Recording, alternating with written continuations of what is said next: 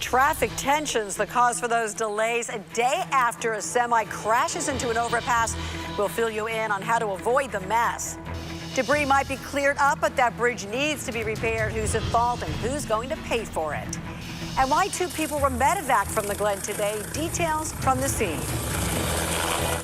You're watching KTUU, Channel 2, Anchorage, Alaska's news source. And now, the 5 o'clock report with Maria Downey. There's been a tremendous inconvenience to about 100,000 people that drive that road. 30,000 people daily drive back and forth. We got 17,000 people in my community, and that's a lot of new drivers who are going to be on the roads. Major delays. This was the scene on the Glen Highway this morning at the North Eagle River exit after a semi crashed into a piling on the South Eagle River overpass yesterday. And this is what it looks like now. This is a live aerial look of the highway in Eagle River. Those trying to make their way into Anchorage are seeing hours-long delays. In fact, it took one of our own 7 hours to get to work from the valley today. All of this coming after an accident yesterday that closed the Glen. Good evening, everyone. Today, commuters were forced to detour into Eagle River or asked to stay at home. And now, late this afternoon, ASD announced schools in Chugiak and Eagle River will be closed tomorrow because of the mayhem. But there is some hope from state officials who are scrambling to get the highway back open. We have multiple crews covering this story at this hour. Channel 2's Victoria Taylor and Beth Verge join us. And Beth was there last night as authorities cleaned up debris from the 18-wheeler that hit the South Eagle River overpass. And Beth, what can you tell us now?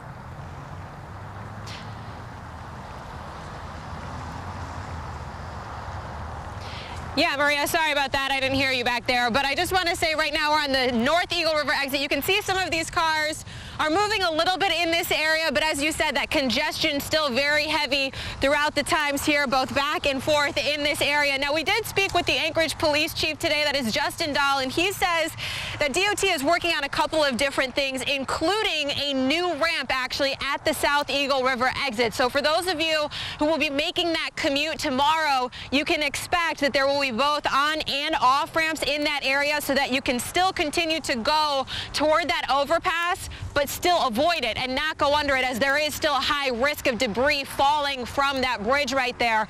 Now, we talked to APD yesterday as well. No injuries reported in that crash or anything like that, but it is still something to keep in mind. You want to be very, very careful whether you choose to go through town or tomorrow, should this bridge or ramp actually be built properly and in time for that commute. You want to take it easy. There are going to be a lot of people trying to funnel through, still likely just going to be one lane available in that section. So keep in mind that it's really important to be very careful and very cautious if you're going to be out on those roads. Maria? So, Beth, what is it that authorities want people to keep in mind now? There's a lot going on, as you said. What should they keep in mind?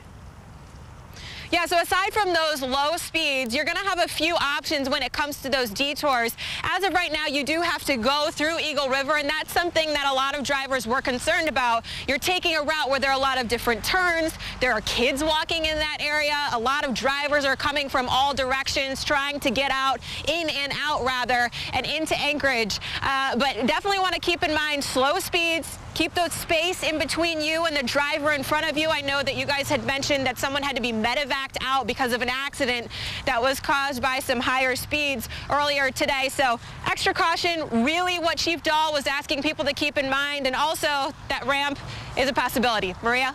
Really good tips. Thank you so much. Beth Verge reporting from the North Eagle River exit tonight. There's at least one person out there who's making her way along through the mess, actually above the mess. Joining us now is Channel 2's Tracy Sinclair. Tracy, what does that look like from your aerial view?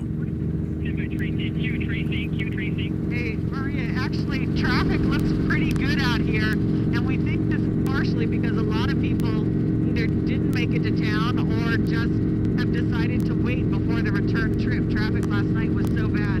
For tonight, though, we do see traffic moving quite well, and a lot of open space. People seem to be taking it slow. There's nothing like this morning as everybody was trying to come in town, so maybe it's because we're also a little bit more spread out on when we go home as when we go into work.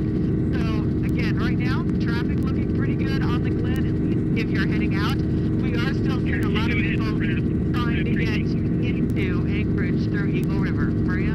right, thanks so much, Tracy. Picked the perfect mode of transportation. Well, as commuters spend hours at a crawl in bumper-to-bumper traffic, many say the congestion is touch and go for some businesses as well.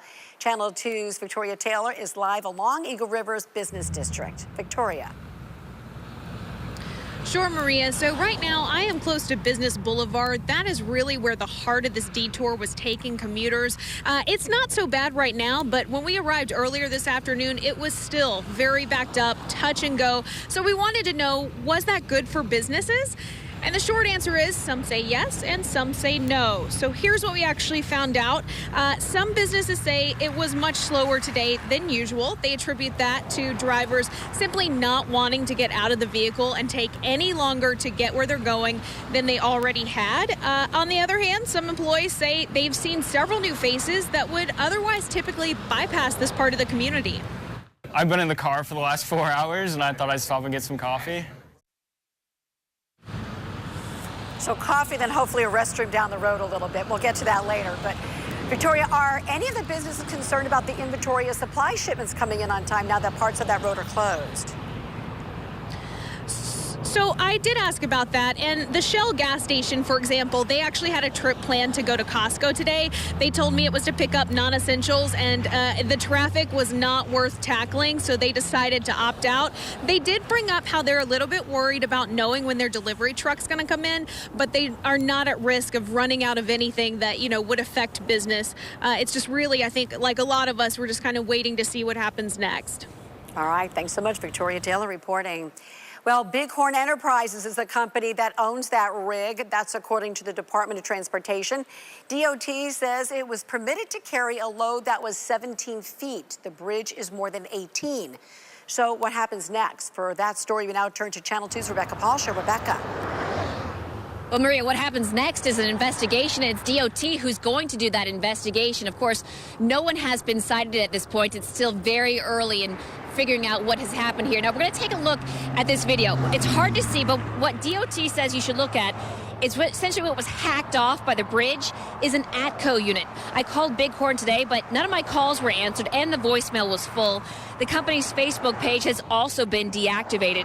Now, according to the company's website, it's based in Fairbanks. DOT isn't saying much about Bighorn yet, but let's go back to that height issue. Again, the rig was permitted for 17 feet, and the bridge is higher than that. I don't know what the height of the load was. That they were permitted for 17 feet. The bridge is over that. The vertical clearance is over that. So then they were doing something they weren't supposed to do. We're going to have to investigate that and figure out what happened. So who's going to pay for all this? That story we have coming up tonight at 6. Maria? All right, we'll see you then. Thanks, Rebecca. And this time around, weather had nothing to do with the traffic problems on the Glen Highway. Jackie is in now with the first look at the forecast. Jackie.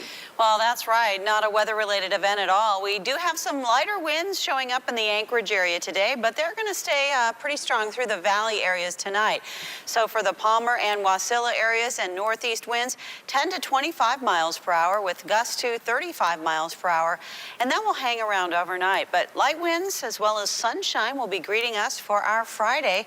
And in fact, that will take us into the weekend. So March sunshine marches on, but minus the big winds. And that's great.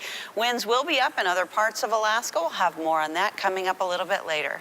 All right, thanks so much, Jackie. We'll see you then. And when we come back, the voting season is here. We'll answer some popular questions about the city's first vote-by-mail election. And Juneau lawmakers race to pass a budget as the end of session approaches. Taking a look at those closing numbers on Wall Street, stocks plunged today. The Dow more than 700 points down after the Trump administration slapped sanctions on goods and investments from China.